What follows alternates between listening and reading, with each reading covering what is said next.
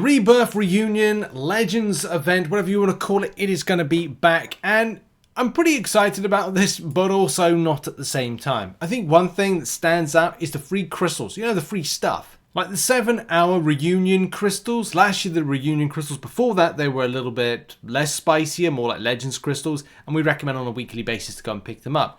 But back then, you were picking up some nice things. Shout out to Super Duper Boo if you're watching, who put together this infographic of what I picked up, which was nice. This was just like a road test of what was there, and we like to do some openings around it. Currently in game, the Reunion Crystal looks a little like this. I'm saving up 33 because I was saving up like a year's worth to do a video, but if they are going to be buffing these particular crystals, that is incredibly good news for the community, especially if you're like, I want some free stuff and I want to pick up some good stuff, which you will be able to pick up.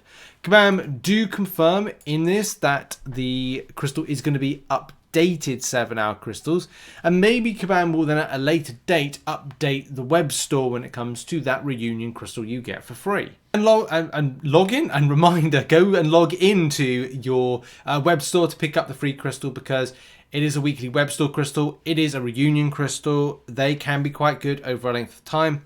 I also would recommend to hoard them, because when you open them up, they have things that revive health potions, which could be quite helpful if you're doing any piece of endgame content. Also, another kind of like quick side tip is hold on to your free daily or free whatever hour crystals, like your free daily. It says free every 4 hours. It's not. It's basically a free super daily event crystals. Also, just quickly, the reason for them to buff them is that, well, they need to buff these crystals. Nowadays, if you think 6,257 star shards for a Valiant player, 10 Valiant crystals, tier 4 alphas, limited amount of tier 6 basic, and of course the units, they're kind of like, okay. Let's face it, last year, Valiant difficulty, or Valiant base progression was kind of like just starting off. Because it's just starting off, it largely means that Kabam wouldn't be able to be that generous. And it wouldn't align with players in their kind of meta of grab. So these rewards will be buffed. Could be for everyone, and I like the sound of that. It's going to be a realm event, and I think there's going to be 2 realm events running at the same time, depending on how Kabam is rolling this. We've got the Summerfest Realm event, which will drop, I think, tomorrow, assuming I'm uploading this on Sunday. If not, then it's going to be like Monday the 7th. Have I got dates right or wrong? Yes, I have got it right, 7th. There's also going to be the solo objective and, the Crucible Realm event, but an Act 8 Crucible.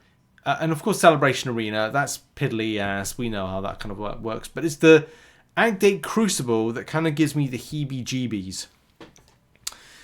If you remember the Crucible from last time, it is probably one of the best pieces of content in recent years that Kabam put in. And unfortunately, they have kind of declined in certain ways with how they've put in certain pieces of content. We're talking about the gatekeeping situation of Wheel of Fate. But we're skipping over that. And Act 7 Crucible, which is currently in game at the moment, there were some okay fights. There's options nowadays that do fights better. But there's always been this nagging issue that I've had about Act 8. And something Kabam haven't really got right. The Bahumet fight is long and boring. That was never fixed and never sorted and never improved. And anything else from Act 8? I'm just trying to remember some of the fights or some of the champions. Well, I can't even remember. That's how memorable some of these champions have been. Bahumet, because you just didn't like him that much.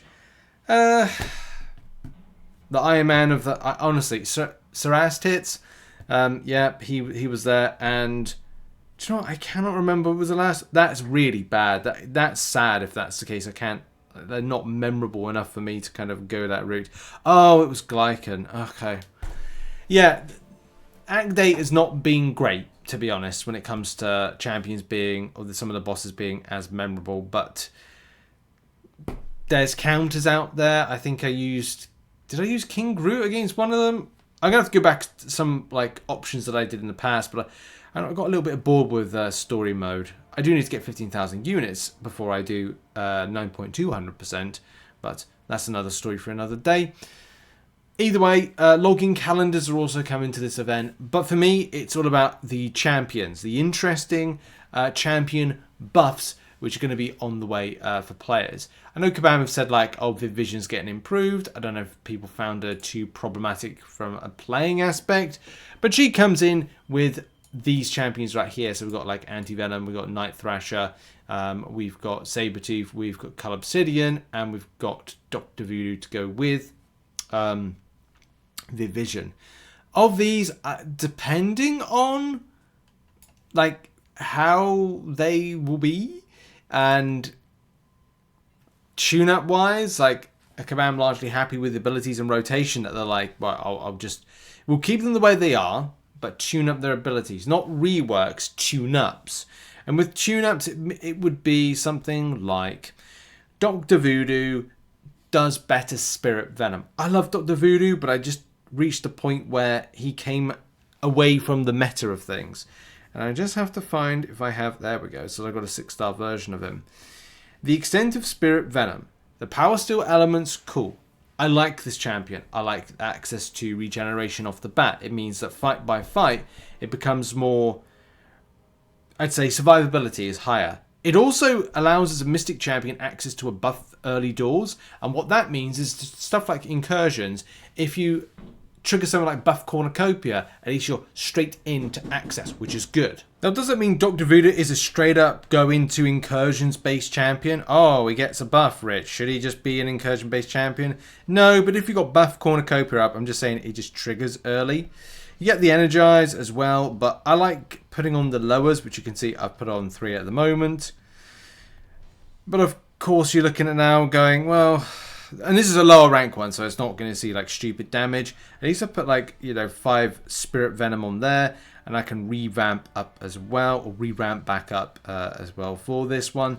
You can see like here, like more Spirit Venom being put on. I do like this champion, and I have missed using it. I think there was a time where he was just, ignore being hit by the way, a time where the champion was used quite a bit, but he's not as much now. So this is probably the one I'm most excited about and the most potential. I just want to do a bit of power controlling as well. So let's build up to the SP2 and then try and do some power controlling. I'm going to get him up to 1 bar of power and then kind of see what he does. You can see that there's a bit of power burn and nullification. So again, that's kind of like, you can see here, here's the power burn coming in. So I'm suppressing any kind of power. So my choice is SP2 for power control or do damaging debuff effects off the SP1. A bit of both here. Boom. It's the odds and evens when it comes to the brother... I know you said brother Nero wrestling logic. Anyway, yeah, this is probably the most favourite one of this one. The buffs that are coming in. I'll tell you what, Sabretooth as well. It's been such a long time since I've played him. That's scary as well. Will the Fury potencies be increased? I remember when he was first released and he was like too powerful. And you see here like the conversion with the special attacks once you've got a Fury buff on to change it to a Fury passive. Will the Fury buffs and the Fury passive feel more powerful? Will it feel like more of a rush? Like here I'm trying to rush to throw my SP1 to get my Fury passive converted. Bleed damages, will they do more as well? I'm looking forward to finding out what the element of tune-up is, Exciting. This is another one I'm excited about. I think one of the standout ones is going to be Anti-Venom. One of very few champions, especially out of the Mystic line, that gets access to that stagger debuff. And also being poison and incinerate immune. So yeah, it's just utility matched with damage potential. Anti-Venom will probably, in my opinion, be one of the more underrated options, but should be more of the top rated options. I just likes what I likes and I dislikes what I dislikes. And it's up to you what you're going to like and what you're going to dislike about this. Oh, Petrify and Disorient as well. Yeah, I think this is going to be the Dark Horse based champion that a lot of people are going to end up really wanting, especially if it can do more Meteor based damage. So, what are your thoughts on some of the other champions? Do any of these stand out to you as potential options you want to get as a 7-star? I'm still torn. I think that I might go with Dr. Voodoo, but I'm also... I got to see how the tune-up's going to be. Like, we'll do some coverage of the tune-ups. I'm going to give my opinion. I'll probably rank them, but that will be a personal opinion. It won't be reflected on who you should go for, but there will be certain things I'll probably mention. Technically, Dr. Voodoo doesn't need to be awakened to be good because he gets that regeneration at the start, depending on what content you're doing. That could be important, it may not be. I do like the element of being an odd even combo, especially in an odd combo with having an increased debuff duration. Very handy for Spirit Venom when you're launching that after putting down your lowers. But there's another story for another day, and we'll kind of go over that then. But what are your thoughts on the Rebirth event coming in, especially these champions? Because it's important to think now, next month, this will be thrusted upon you, and you're going to have to make some decisions on who you're going to be choosing, why you're going to be choosing it, and especially from a tune-up, will you be ranking up some of these champions as well? So maybe I'll do a video that kind of talks about which ones you should rank up or acquire and rank up based on the tune-up and why. That'll probably be a good idea for a video. Anyway, see you soon. Have a lovely weekend, and bye-bye.